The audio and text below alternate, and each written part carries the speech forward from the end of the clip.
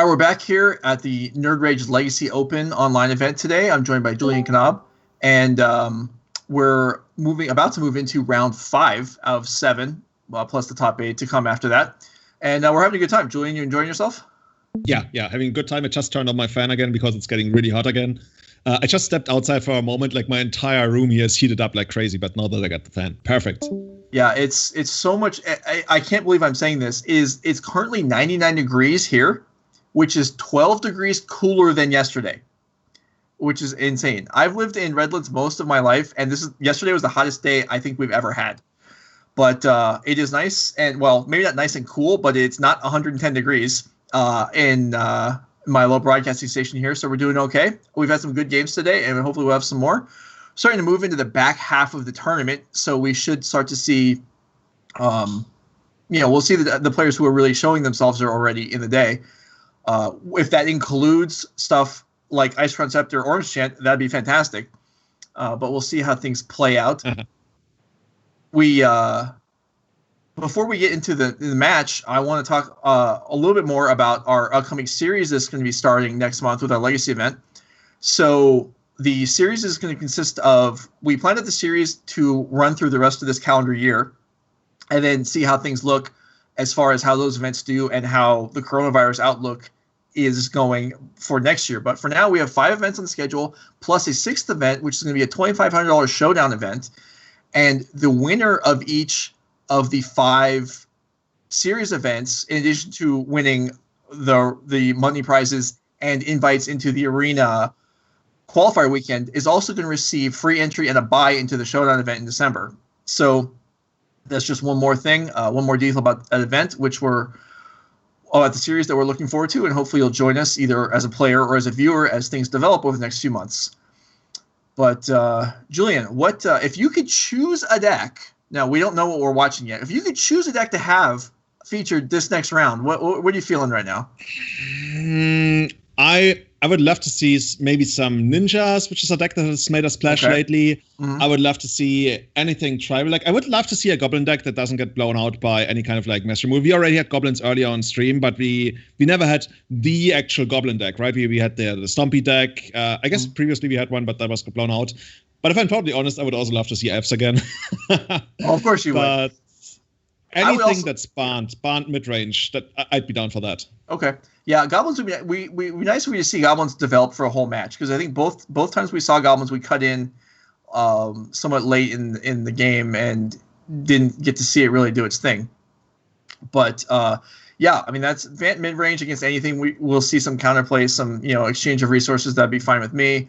I wouldn't mind seeing some, like, if we can get a full 2 matches and we can have a show and tell matchup first that either wins or gets blown out, and then move on to a second match following that up. That'd be great for me. But we're just waiting for round 5 to get paired up and started.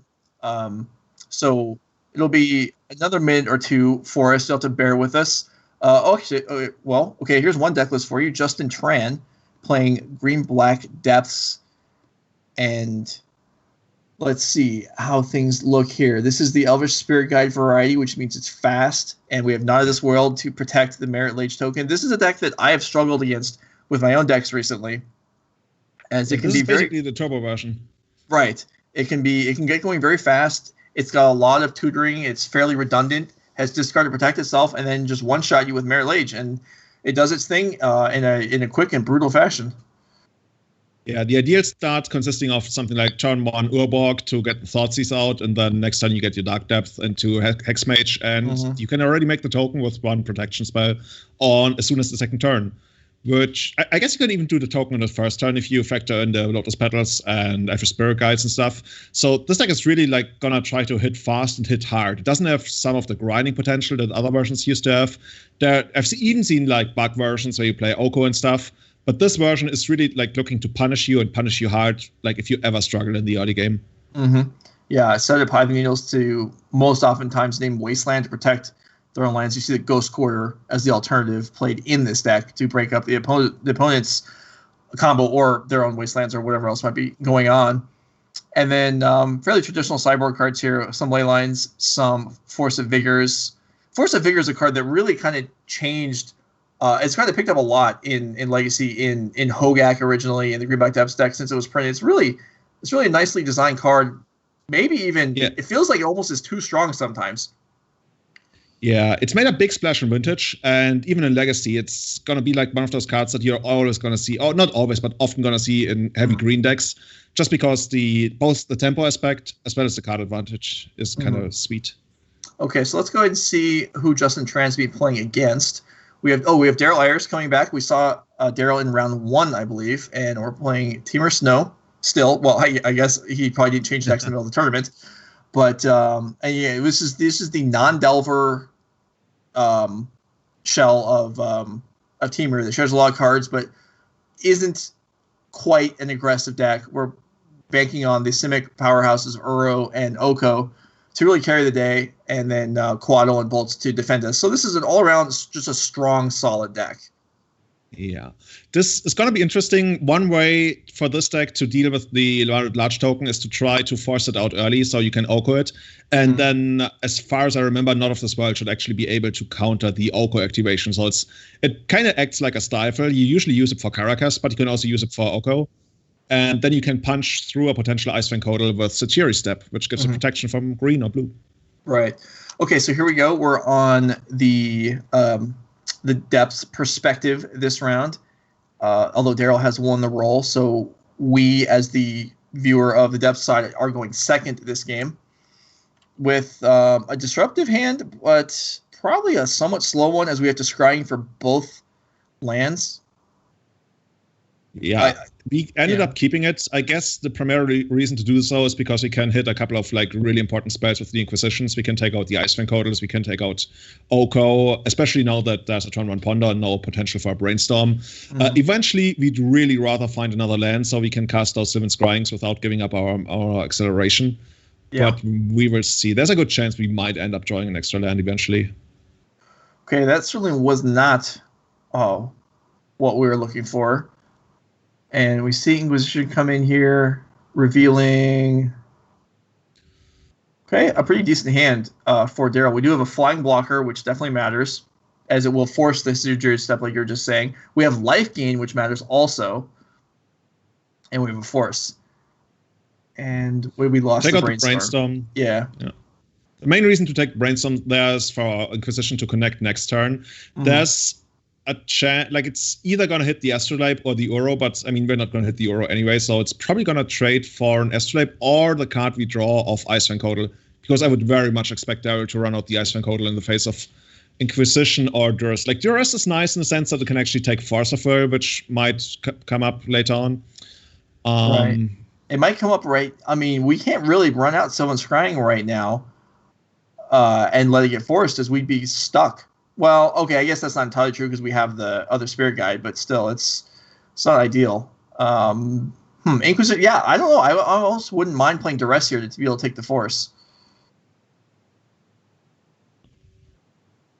And so this Quaddle will come in, which goes a long way towards helping Daryl survive the first hit once Merit Lage comes in. And that's the first hit is really...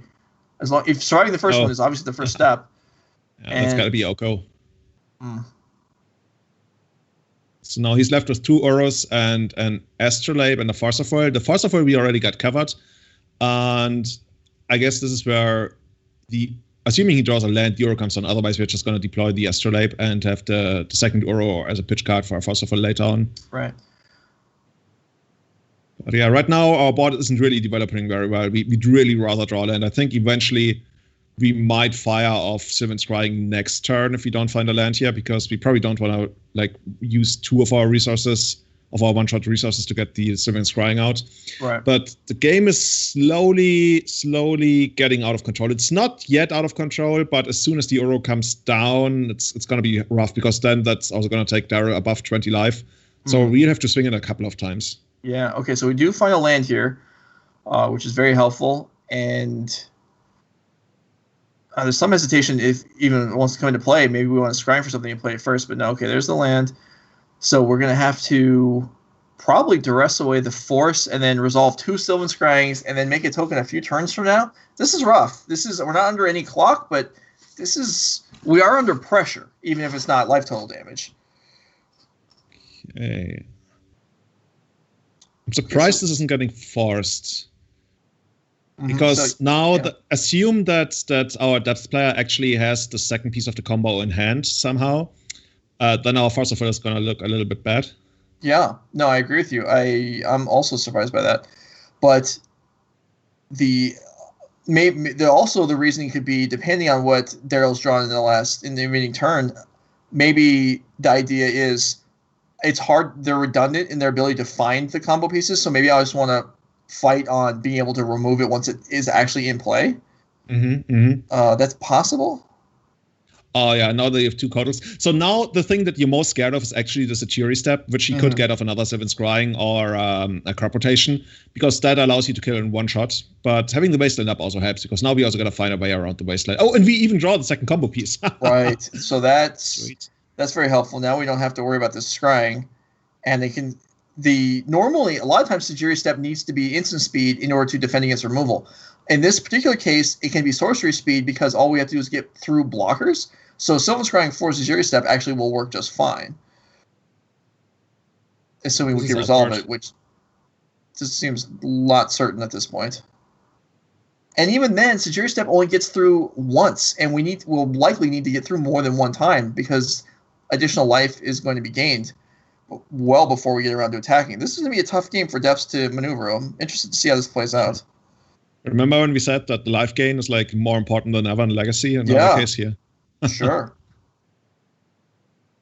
It's going to be interesting on the next turn whether Daryl actually runs out the Uro, because that makes him tap the wasteland, and you don't really want to do that.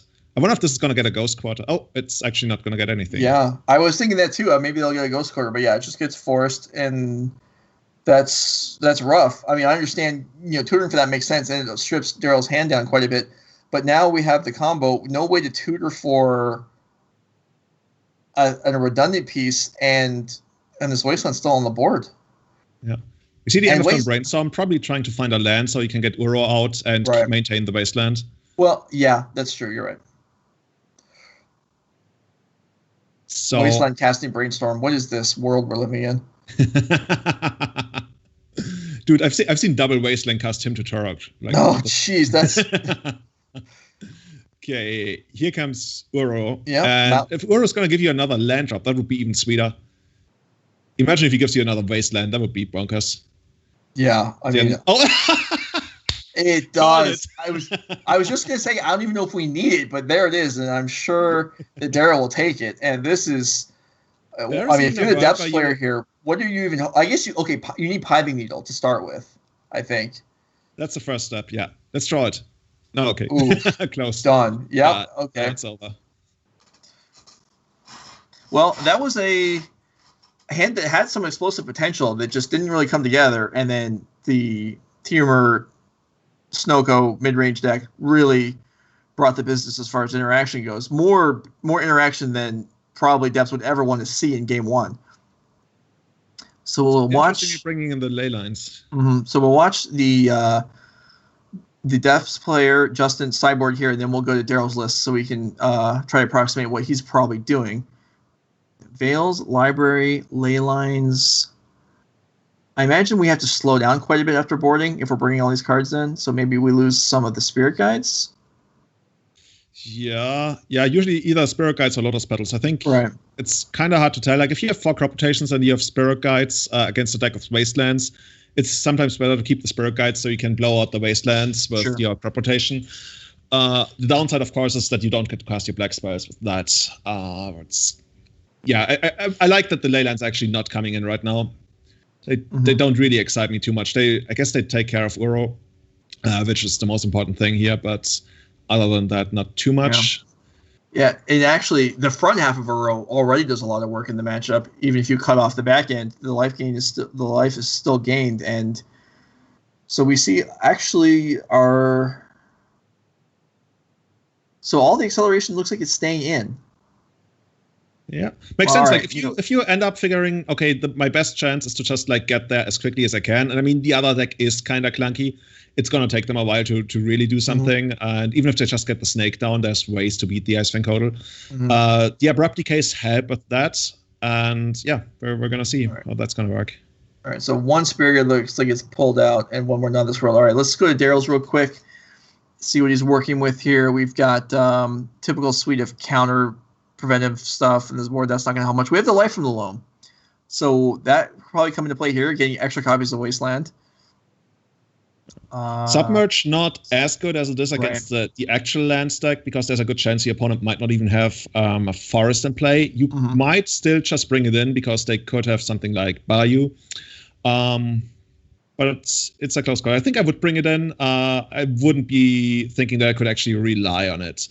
So what's actually bad? What would we take out? I could see like those lightning bolts, chain lightnings coming out. We probably don't need those. I'm not even sure if we need Narset. Narset can probably come out. And then we already made a lot of room. Yeah, I mean Narset doesn't seem great. It's unlikely to get killed, but it also it may not do enough. It may not be worth your turn. Okay, so we're looking at Justin having an open hand here that's not going to cut it. Mulls to 6. This is okay. We have some protection and we have access to the combo. I'm sure that'll work. This should actually do it on a second turn, right? To get this one down.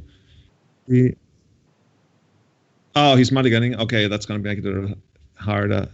Oh yeah, this is actually a 5-card hand, so we're going. Maybe you actually have to send away the Veil of Summer. Yeah, that's possible. Daryl's on 6. Okay, so. All right. So we kept the Veil. It's one of the better 5-card hands we could have. Like this basically has everything we need. We just need a little bit more mana. Boy, we could really get hooked up too. On turn 2, if we cast a Scrying and Daryl has a Force and we can go Spirit Guide Veil of Summer, that would be, I mean, both players' hands would be devastated, but that would be a pretty amusing way to have it go down. I actually kind of really like where we are here, because right now we can protect ourselves with Duress and then hopefully eventually find another land and try to go for it on turn 4. Like I guess we could try to go for it on turn 3 if we feel good about it. We're going to get some insight here, unless there's going to be a Brainstorm.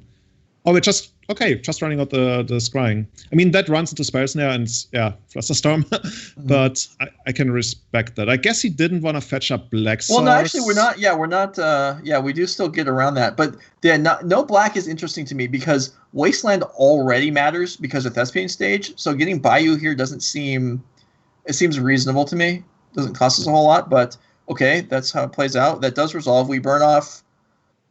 So kind of like we said might happen, except I'm sure it would have been preferable to trade for a Force of Will and another card instead of just a Flusterstorm. But we got some time, right? We hopefully will find something like an Urborg or something, so we can fire off both of our protection spells and then try to go for it on the third turn, because if you're an Urborg, then that's going to enable Dark Depth. Oh, there's the Wasteland. So now we need the Needle. Oh, they even found Urborg. You could try to protect your Thespian Stage by just like not doing anything, but Daryl is not going to fire off the Wasteland, because then you copy your basic land and that's going to protect it. So I guess we're just going to take out a couple of Planeswalkers here. Yeah, well, I mean, this buys a ton of time. And Daryl with the 1 Wasteland, so okay, I guess we just force a stalemate, and then if we ever draw Pithing Needle, that's dangerous though. If the Wasteland's just left on the board, if we play Depths, and Daryl's likely to just not react to it, and then if Pithing Needle's drawn, then things can be forced through in response. So we get this one out. So at this point, Daryl can't actually use his Wasteland, right? Because then in response, we're going to make the token. Right. Daryl's Wasteland is basically set. There's no longer a mana source, and is no longer a Wasteland. It's an anti-Merit Lage. Oh, okay. Quaddle is nice. Although, if the Merit Lage makes into play, I guess with 2 Okos gone, there's not much left that can deal with it, even if it gets blocked a couple times. That's a good point. Like, I guess there's the Submerge that we talked about earlier, and there is a basic forest in play, so that one's turned on. But we can only afford to play around so many spells, especially if it's a one-off. So eventually we'll be able to find, say, Crop Rotation, Needle. Oh, the second Wasteland. That changes things. Now Daryl could fire off a Wasteland preemptively. I'm not saying he should, but it is possible. And Oh, that's good. That's basically the counter to another Wasteland. So you're just one down again. Yeah.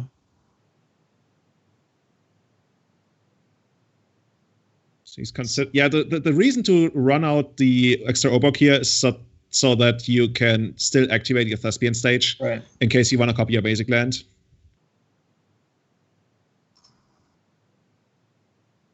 And also, this can actually, kind of raise the total if the total decides to still keep attacking, which it probably shouldn't anymore, because right now the 2-1 is winning the race. Right. On the other hand, it also can't block because of the first strike, so might as well attack, right? Yeah. So, at this point, Daryl has full information because Justin has no cards in hand. That will change going forward. Wise decision, just keeping Lotus Petal in hand doesn't really do anything. Yeah. Okay, he's getting it out. Yeah. There's like scenarios that involve multiple wastelands where you want to do something with your Thespian stage, I guess. Mm-hmm. So, to sum this up here, we have, as long as Daryl only reacts, there are effectively 2 ways to make Mirror Lage right now and 2 ways to break it up. So if nothing changes, Daryl has it covered. But if Justin draws something that can force the action, like a Piping Needle or another Hex Mage, then the potentially we could see something happen. I know it's tricky interacting with Dark Depths in this scenario, and I realize as I'm saying this, I might be getting it wrong, but I think that Daryl was we were even, and then crop rotation might change things. Yeah, so you could force it by activating the Hex Mage, then Daryl's got a Wasteland at depth, then you copy the depth, then the Wasteland hits the copy after the Legend rule, and then you crop rotate, but then you're back to 0. So then you got like 1 combo piece left, unless you got a land that stops the Wasteland, but you don't really. I guess you could like crop rotate for your own Wasteland or Ghost Quarter to force the action. I don't know if the mana is going to work out. It actually might. I think the mana might actually work out if you aggressively go for a Wasteland and their Wasteland. Okay, well, we're going to see it here. So, Hex Mage sacrifices onto Dark Depths to try and remove all the ice counters. Okay. So now you fire off the first Wasteland? Yeah, no. I guess you could actually. No, that wouldn't work. Okay, we do this. Yeah, we copy it. Then you should let that happen. Legend rule one of them away, and then Wasteland the other one. That's how I would imagine it, but I'm not a lands or depth expert here. Mm-hmm. So yeah, now it's okay, and now you've sent that one away. Okay, and so you're basically saying at this point, I just need to draw my second combo piece again. Mm-hmm. Oof, and there's a force. So all that's undone, and we're left with 3 mana sources versus a Quaddle and an Uro.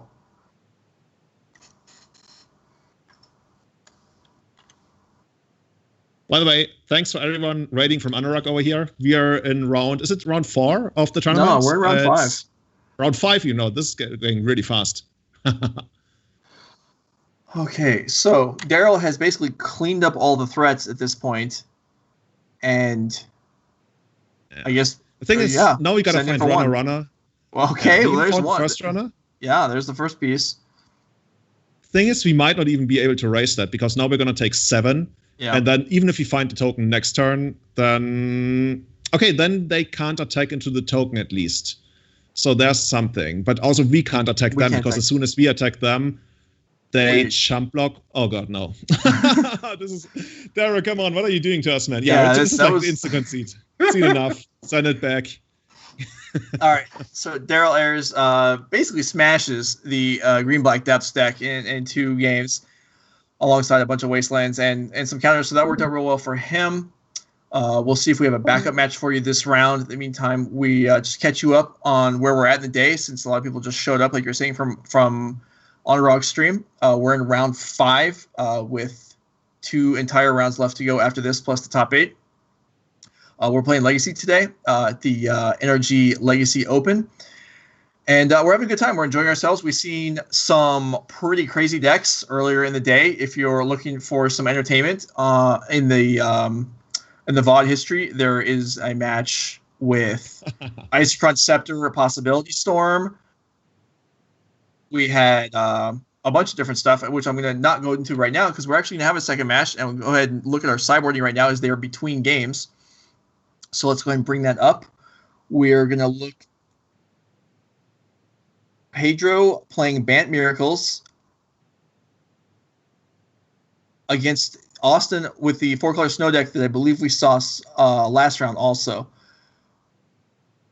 So, there's a peek at the MTG Melee display if you are interested in how the tournaments are actually run and how it displays your opponent's deck list for you. And I believe we saw one Terminus get boarded out there, so we're hedging a little bit on not having too much removal, which makes sense. Yeah, this should be a real slugfest. Like, both players have a lot of grinding potential. They are looking to trade off a lot of potential counter spells or Whale of Summers. So you really got to pick your spots. If you run into a Whale, that's I'm not going to say that's going to be lights out, but it's going to put you at a severe disadvantage. All right, so we're setting up, just getting our Astrolabes in here. Second turn, probably spent doing nothing, maybe trying to get some value off the Brainstorm. Depending on like what your role in the matchup is, you might run out the Oko on turn 3, but there's probably like too many things that could go wrong with that, especially now that we have to ponder and more cantrips. Maybe we're just going to wait and pick a different spot. Like, I'd be surprised if you run out the Oko here on the third turn. So it's nice having the Ponder, is now we can cantrip without having to, because we might want to save the Brainstorm to set the Terminus later on, although this may be a matchup where we just shuffle it away and don't even worry about it, as the board is unlikely to be overwhelmingly bad until multiple Oko or Uro triggers have resolved. Yeah, it's interesting in the way that your opponent actually gets to decide how this match is going to go. Is this going to go like trying to get a bunch of creatures into play, like Uros and Icewind Codals, or are they trying to get their Planeswalkers and basically leverage the way of the Planeswalkers while blanking most of your white spells? I guess Council's Judgment helps you out a little bit there. So you're really just sitting there reacting and trying to fight over what's relevant, which is going to be the Planeswalkers and Uro. So that Ponder looked pretty nice. We saw the Quaddle, a second Oko, and an Uro. Based on the stacking, the Uro was on the bottom of the 3, which I find a little bit surprising. But okay, so we're gonna go with the second copy of Oko. Oh no, I'm sorry. The Uro was in the middle, which is okay, which is what I expected in the first place. So that's fine. Oh, did the opponent actually miss a land drop? We'll see that momentarily as the sideboard's being consulted. Yes. The opponent discarded so we had Uro. Ponder, and we had to discard Uro. Like, I guess discarding Uro isn't the worst. There's worse things to discard, but yeah. So we're actually like looking to top deck here. Like, if this Ponder didn't find something, I would guess we shuffled on the Ponder. And yeah, now we're really just running out the Okos. Like, even if the Oko gets countered, whatever, we're going to follow it up with so much more value. And that's one of the first lessons that were ever taught to me when I started playing Magic. Even before that, like, always take full advantage of a mana screwed opponent. Like, play heavily into them because they won't be mana screwed forever. But like, make them have it as many times as you can. It's interesting you bring that up because I find myself, I often go the other way, where if my opponent's, if I'm playing a long grinding matchup, which this one certainly is, a lot of times my instinct is to go ahead and give my opponent the chance to discard the hand size. If they're forced to do it, instead of, like, we played this Oko here. If this gets forced and our opponent draws a land and plays it, or if it gets forced and our opponent doesn't draw a land, then okay, they're not down any actual cards. They're still missing land drops, but they can catch up eventually. But if we force them to discard a hand size, we actually get up material in hand. So that's, I mean, I'm not saying that I'm right and you're wrong, but I'm saying that we have the exact opposite reaction to the same scenario. Which is cool. And I mean, one of the reasons Magic is so exciting and so long-term interesting as a game. And as I say, long-term, the player concedes on turn 3. So there we go. That was obviously not the way that you scripted out in the 4-color control deck to go ponder, ponder, miss. But there's also nothing you can really do about that because I don't think anyone's going to say that, oh, you kept a hand with 1 blue land and 2 ponders. You're an idiot. No, that's fine. It's just like double Ponder and Brainstorm not finding the second land. I think we're looking at something like less than a 5% chance there. It happens. It sucks. You move on. You try to still get the exit 2 to make top 8.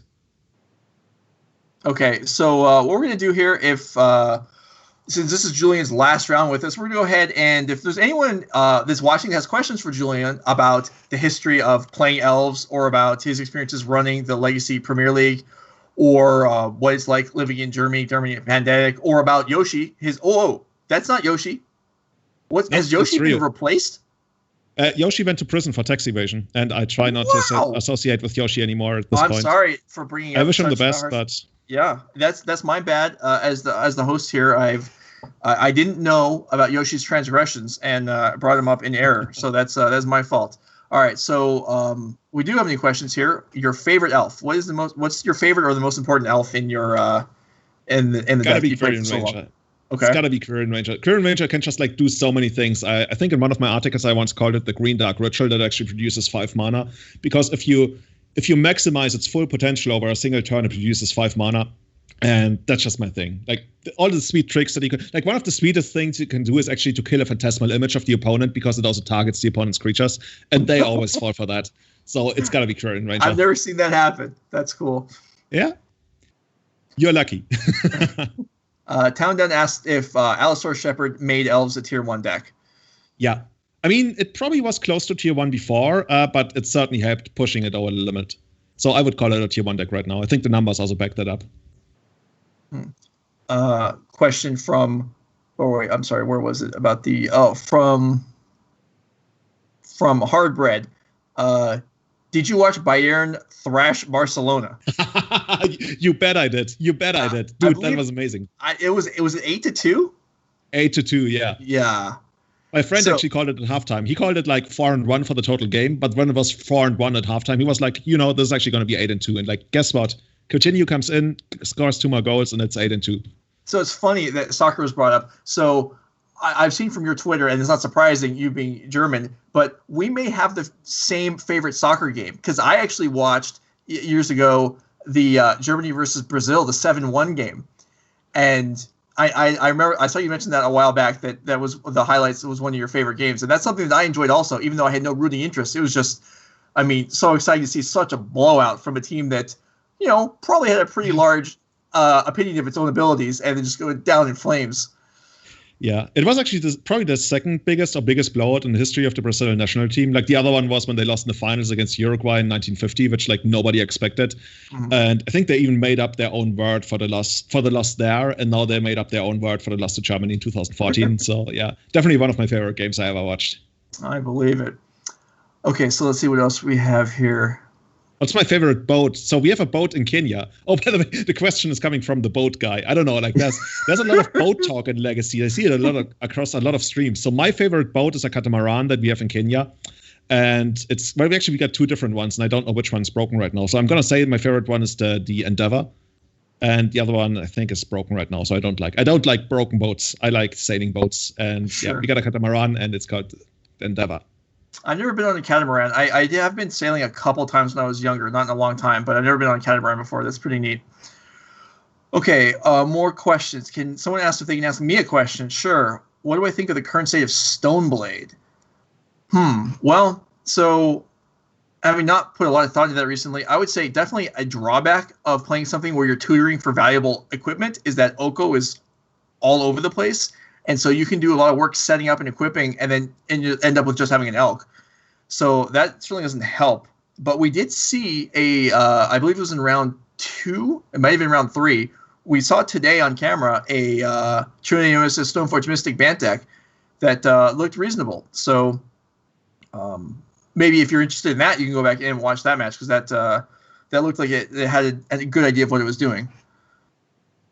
Let's see, what else do we have here? No paper legacy for another year. No problem, just buy both. No paper legacy for another year. I don't know if I'd say another year, but I would certainly not predict anything soon to have things getting up and going. But if you're in the need for hankering for some legacy, September 13th, right here on this channel, there'll be legacy. You can play, you can watch. We'll be all set. Let's actually ask Chat a question, Chat. Which deck would you play in the first paper event once Paper Magic comes back? Like, what's your jam? What does everybody in chat want to play? You're just signing up for your next event. You're like, hey, I haven't played Paper Magic, I don't know, in half a year, maybe a year. And you're really just sitting down to crash and shuffle some cards. All right, well, Both tribal. while chat figures out their answers, I know my answer. And actually, before I even said it, someone answered for me in the chat. Goblin Lackey said, I know Joe's playing Fujay Goblins. It's correct, because I really want to play Muxus and be able to flip 6 cards off the top of the deck one at a time and see how many of them stay in play, because that sounds exciting, and I haven't gotten to do that yet. Playing on Magic Online, it's just, you just blink, and all of a sudden it happens, and then you have to figure out like what actually you got. But I want to do that in paper. So answers we see Esper Vile, Goblins, Doomsday, Ninjas. We did have Ninjas. We haven't seen Ninjas yet today, but we did see a couple of them last month at our event. And yeah, Ninjas. Shark Stompy. Shark Stompy, sure. Is that so? Chalice of the Void and Shark Typhoon. That's an interesting card, Shark Typhoon.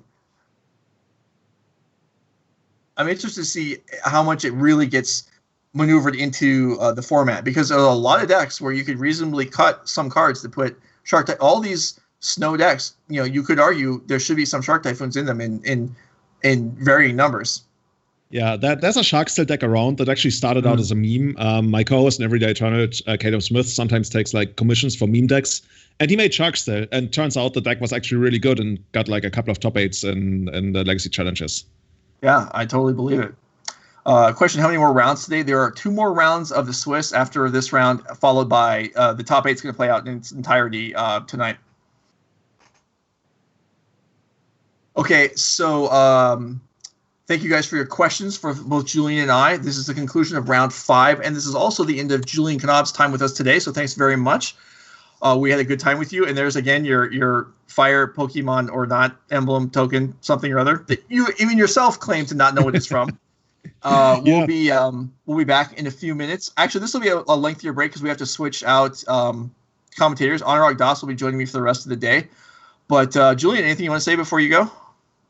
Thanks for having me on. I really, really like that you guys are putting on the show, that you ended up inviting me to this. Just thank you so much. Seriously. Like I said earlier, there's a huge desire in the Legacy community to watch Legacy, to play Legacy for high stakes, I want to say. And yeah, just thank you so much, guys. Seriously. Okay, I'm really looking forward to seeing your future events. No, well, we had a great time having you. Did an excellent job. And yeah, we appreciate your time. So stick around after the break. This break will be closer to 15 minutes than the 5 minutes we had earlier, because we need to bring in Anurag and get things ready for the rest of the event. But stick around, and we've got 5 more rounds, including the top 8 semis and finals to